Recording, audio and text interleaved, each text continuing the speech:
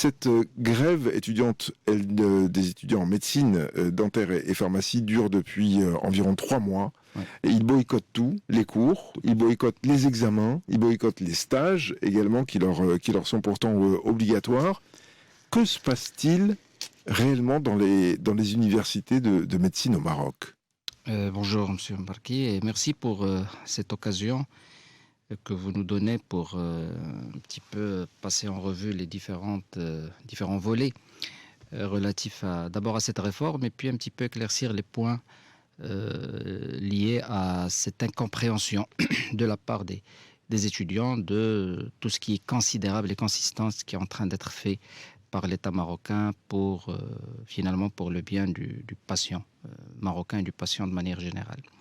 Alors, je vais juste un petit peu vous résumer la chose, vous mettre un peu dans le contexte et le cadre. Le Maroc, il est en plein chantier. Un chantier qui est d'abord un chantier royal, prioritaire, stratégique, étatique, de couverture médicale et de couverture sociale. L'idée, c'est bien entendu de pouvoir assurer une bonne prise en charge sanitaire pour tous les Marocains, sans exception. Et puis toute personne qui se fait soigner au Maroc.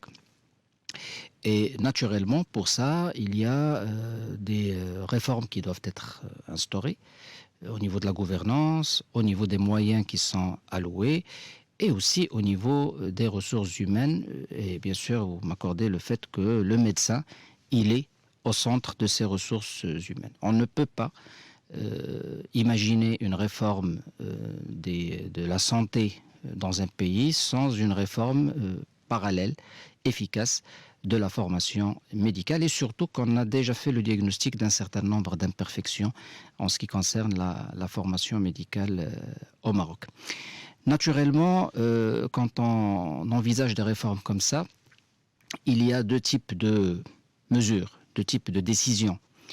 Il y a des mesures, des décisions qui sont souveraines, stratégiques, qui sont bien sûr réfléchies, qui sont sages, efficaces, courageuses, sont censées l'être, et qui n'acceptent pas beaucoup de surenchères.